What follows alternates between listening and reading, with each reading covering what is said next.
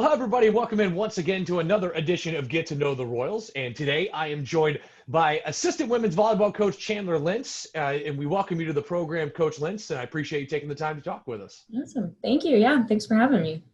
Well, you are a native of Dallas and a graduate of Southwestern in Texas with a degree in kinesiology, minoring in psychology and exercise science. And man, I'll be honest with you, that sounds like a full course load. It definitely was. I think it kind of explains my personality a little bit. I like a lot of different things, and so just decided to kind of try out psychology with a little bit exercise science and kind of honestly how I ended up in this position today. So that's kind of cool. Well, let me ask you this. I mean, I know obviously we'll talk about, kind of your playing career here in a minute. You were a very good player, but how did you find a balance with that kind of course load and then also with your athletics as well? I mean, because I know obviously as a coach now, you try to help all these different student athletes find that balance. How do you find that balance? Right. It is kind of neat since I obviously didn't graduate too long ago, so I can kind of talk to our athletes about certain things that I personally did. But I think it's just prioritizing kind of important tasks first and working from there. And I'm a big list maker, even do it now. So something satisfying about checking certain things off. So I kind of Amen to that. Definitely utilize that in my undergraduate, still do it to this day. So big list maker, something satisfying about checking that off.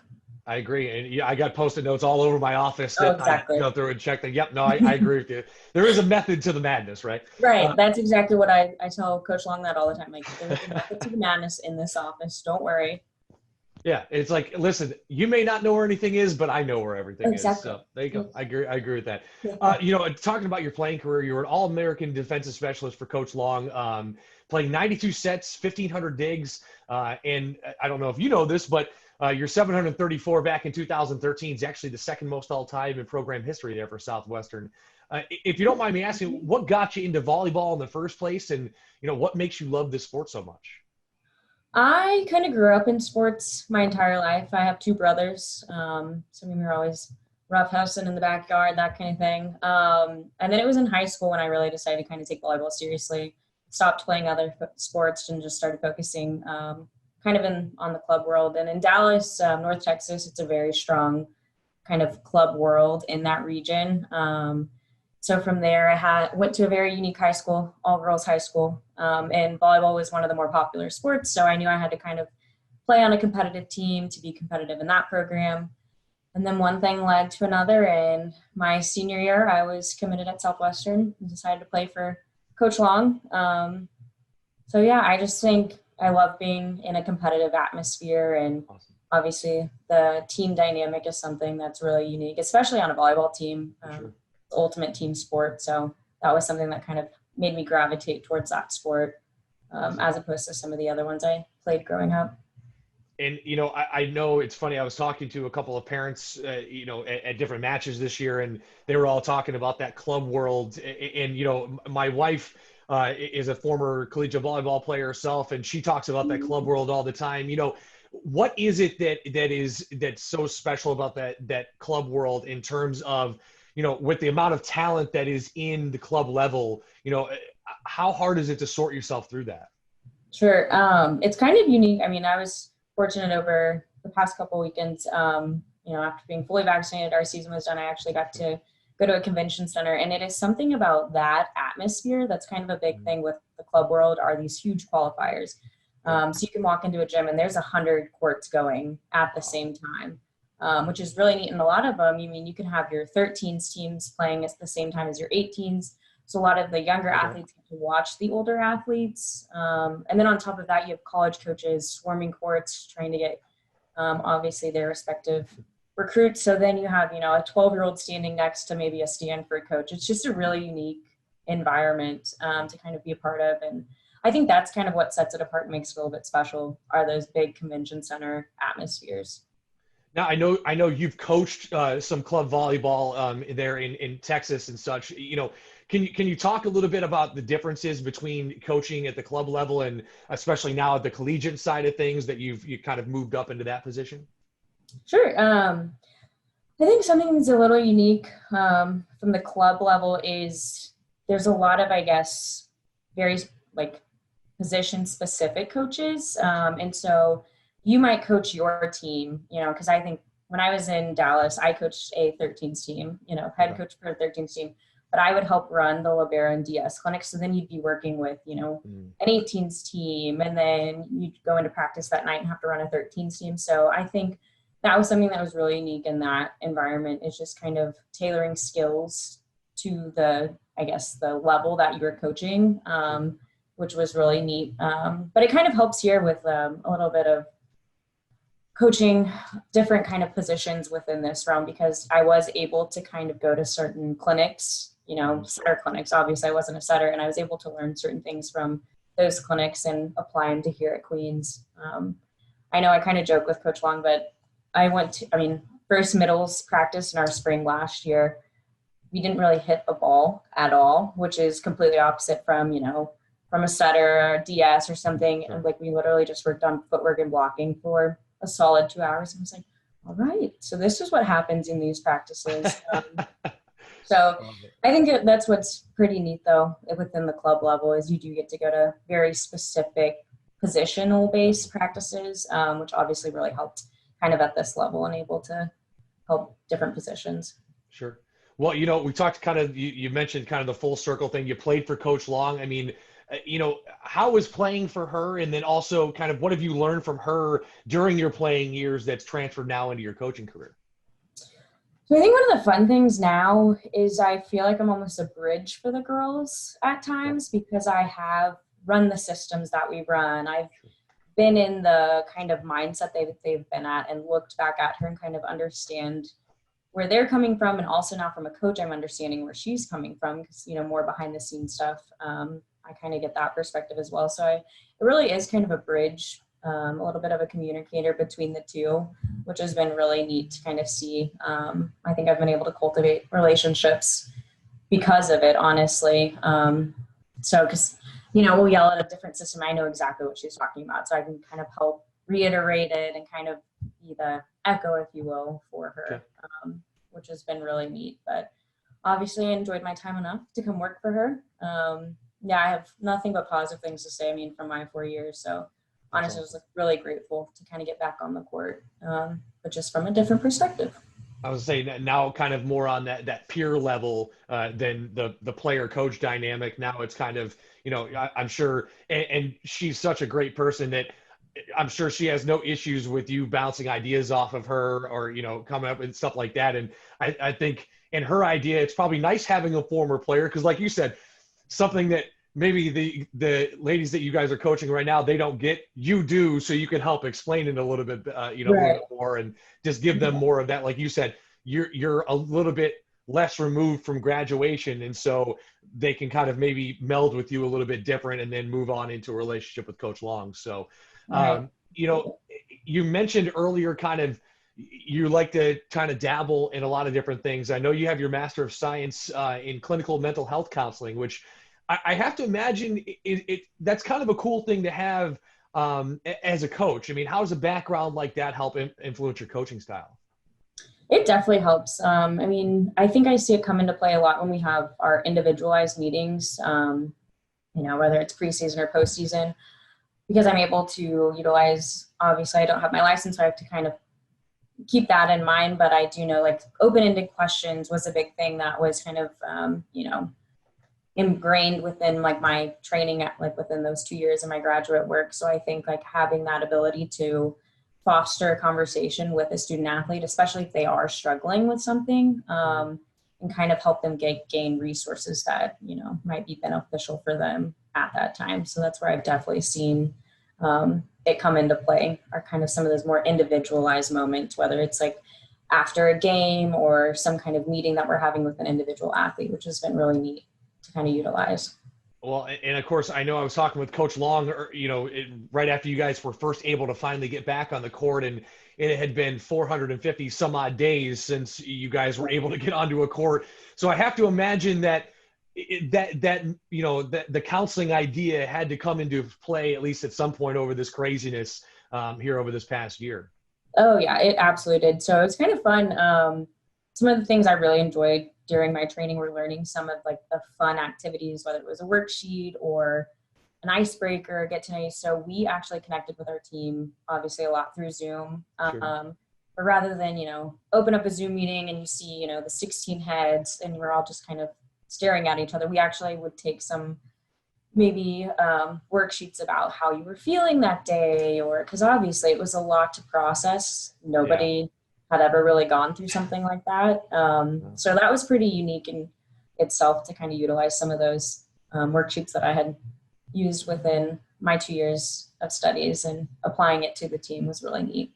That's kind of cool. I mean, and that's the one thing I've talked to, a bunch of athletes this week because we're trying to get stuff together for a senior video. And, the one thing that kept coming up was the amount of personal growth that a lot of them have felt in the last year. And, I kind of hark back to the idea that you just said, this is new for everybody. And I know, the players grew, but I think the coaching staffs also grew as coaches because of the fact that this was something that was not in the handbook when you were reading it about how to be a coach. That's for sure.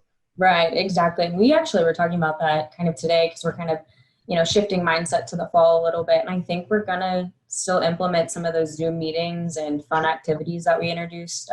Because usually at the end of the year, see you in August, do your workouts. We'll talk to you then. So I think we are trying to maybe establish some of those things we had utilized through COVID and introduce it into this coming year as well. Well, and and try to find some of the positives that have come out of this past year, at least, which, I realize that for some people, those have been few and far between, but I feel like, especially in kind of the live streaming, the Zoom meetings and stuff like that, I feel like things have at least become a little more streamlined in terms of the way things operate like that. So, maybe there is some positives that's come out of this craziness over this last year. Right. Let's talk a little bit more about your journey here to Queens and just kind of, what ultimately made you decide to make that commitment to coaching here and taking that next step in your coaching career? Sure. Like I said, I'd obviously coached club for a while. Within kind of the year before I started my grad program, I actually went back to my alma mater in Dallas and was the head freshman coach and the assistant varsity. So obviously was always kind of in the volleyball world still, couldn't quite put it to rest. And then once I started my master's, I was in a career counseling role at Texas State. And I actually worked with a lot of the athletes. And so just had a bunch of really unique kind of discussions with different athletes on different sports teams. And I was like, wow, I really kind of miss this environment. And obviously being in a counseling setting, you're confined to an office for. So I was like, I'm really itching to kind of get back on the court. So since I graduated up until, I applied for this position, I, kept a great relationship with Coach Long and kind of called her up, and it was kind of the perfect storm where I was searching for kind of my next move in life, and she had an opening here. And so we kind of sat down and we were like, let's do it. Like, let's make this happen. So honestly, very fortunate and grateful that she took a chance with me, but there was always something kind of drawing me back to the court. Sure. And I feel like that had to be the easiest job interview you've ever gone to, at least in terms of being familiar with who you're interviewing with. Right. Exactly. Oh, it definitely took like those nervous, takes before interviews, just kind of walked in more. Don't really know where I'm going, but I know who I'm talking to. So yeah, absolutely. Really. Well, let's turn our attention to this year's team. And of course, having to go through all of that and finally being able to get out there. And of course, you guys had a pretty big senior class and a lot of them moving on after this year and, were able to finally get onto the court to play. So, can you just kind of speak about the adversity and time off that you guys had to go through? And in terms of being a coach, that is, what was so rewarding about this year watching these young ladies overcome that adversity, I should say? Sure. One thing I thought was really neat, we wrapped up the season, and one thing we kind of looked back, and Coach Long actually, addressed it with the girls. We were one of two that actually played all 10 matches that we were fortunate to play, and obviously played into the postseason. So we were just really diligent on our part. We can't thank our girls enough to kind of buying into that, and whether it was the testing or this or that, and, families coming into town on the weekends to see them, I think our team definitely bought into our culture in that regard. And so obviously we were fortunate and made it through the whole season kind of without a major hiccup. So I definitely think we looked back and we are extremely proud of them. And And it just kind of showed that that's how much they were wanting to play and miss playing over that span of over a year, because we did have that incredible buy-in from them. So Awesome. like I said, we are extremely proud of them kind of at the end of the season for honestly overcoming that feat, because it wasn't an easy one at all. So I can only imagine, especially like you said, not having any sort of time to train, and it just kind of, you basically had 2 weeks to say, all right, let's see what we got. And right. I remember having that conversation with Coach Long after a men's volleyball game and said, how do you guys feel about tomorrow? It was when you guys were going to start at UVA Wise. And she goes, honestly, I have no idea. And so Right. it was just refreshing to hear that kind of honesty, you know what I mean? And I feel like that's kind of one of those things that you're flying by the seat of your pants, and you just kind of, you got to go with what you got. And obviously Exactly. you guys, the fortunate thing for you guys is you had a lot of talent to fall back on, and kind of put some things together. But, I guess you and Coach Long, how did you handle this past year as a coaching staff? I know you mentioned the Zoom meetings and stuff like that, but, did you guys have a lot of, conversations with each other in terms of, how to best handle it, and then how each of you were handling this situation? Oh yeah, absolutely. I think we kind of brainstormed individually, and that's why we were able to set up kind of our team for success, just because we knew what we had to do on our side as a coaching staff in order to help them also be successful. But oh yeah, I mean, there was times, where we finally like, all right, how are you doing though? And are you doing certain things to kind of, keep yourself sane in a sense. So I know I walked my dog about 450 times. She hung out with her cat, on the patio about 400 times. So it definitely was, a long year, but it was worth it. Like I said, your dog has to be in the best shape of its life, though. Oh, he absolutely is. And honestly, when I did come back to work in January, obviously in the office, because I have a couple of roommates, he was losing his mind apparently, because we've been together every day before that. So I was saying, he's sitting there going, hey, why are you leaving me every day? Exactly. Oh yeah, it was an adjustment for him, for sure. Well, before I let you go, just talking about kind of the future of this program, and I know you guys have a great signing class that you guys just wrapped up. I believe, is it 5 or 6 that are coming in next year, or? It's actually 7. We added. Okay. Yep, recently added an additional one. So. Nice. I mean, so what does the future look like for this team, and how excited are you guys to kind of get back into the gym and get started once fall comes around? Because I know right now the plan is to be at least back to business as usual in fall. So how excited are you guys to get back out there?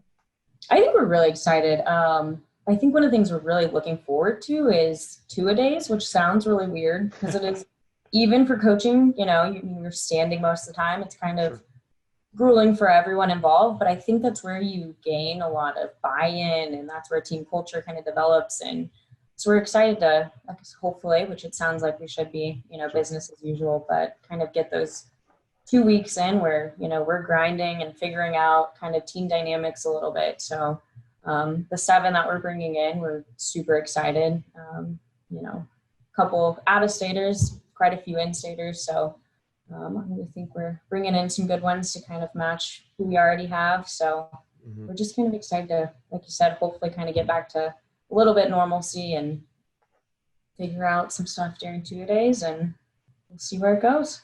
Well, and that kind of brings up the idea of, I'm sure recruiting is drastically different right now than it in terms of the overall procedures than they have been. So for you guys to have that solid of a class, that's got to be pretty exciting for you guys to know that despite all of this, you guys were able to stick it out. And obviously these future student athletes here for Queens have already bought in because they committed to you guys. Right. And that was another thing that was pretty unique, is we had never really set up Zoom calls with potential athletes. And it's something that we might consider, adding into kind of how we typically do our recruiting process, because there's something just about the face-to-face connection. Yeah.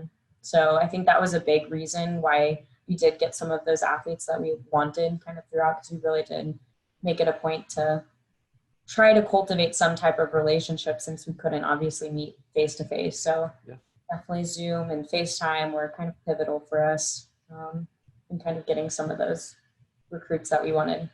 Well, that's awesome. I love to hear, turning negatives into positives and kind of just rolling with the punches. But Coach, I appreciate you taking time out of your schedule to talk with us. And best of luck, of course, next year. We'll be right there alongside of you guys for every match, but always fun to catch up with you, and I appreciate you taking the time here to talk with us. Yeah, thank you. Appreciate you having me. My pleasure. All right, that'll do it for us on another edition of Get to Know the Royals. Make sure you come back and join us each and every Tuesday at 10 a.m. right here on the YouTube page for the Queen Sports Network. We, of course, thank Coach Lentz, and we'll see you next time right back here on the Queen Sports Network. And as always, go Royals.